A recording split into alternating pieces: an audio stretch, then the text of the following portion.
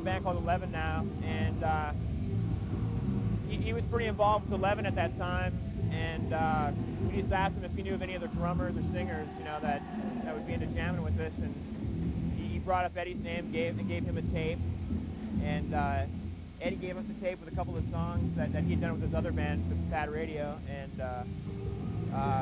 he ended up singing over, like, we had an instrumental tape with like 8 or 9 songs. He ended up singing over 3 of them, and he came up and we hung out for like 8 or 9, I think it was 7 or 8 days, and had an amazing time. I mean, just played music all the time, and just like fell in love with music again, like in a big way, and it's pretty much.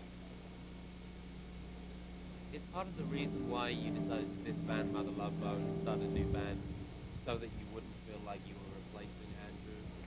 That's about it. Yeah. I mean, and I think we really wanted to find somebody that was completely different, you know, than Andy too. And I mean, You definitely did. Eddie was perfect. I mean, you know, we were blown away by how.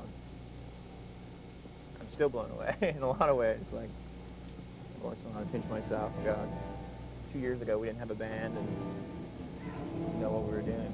When did you two first meet? Actually, we met at this punk rock club at the Metropolis in Seattle, and he just like gave me a really hard time.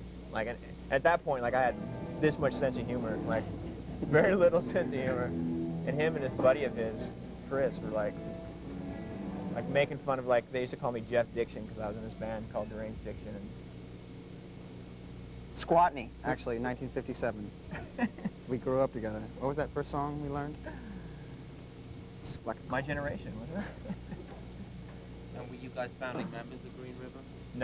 No, actually Mark and Steve kind of put the band together, and Alex, who, you know, was in a band in the punk scene at that time, and he just came up to me one day and said that, you know, he liked the way that I played bass, and we got together, and probably about 3 months later, Stone joined the band.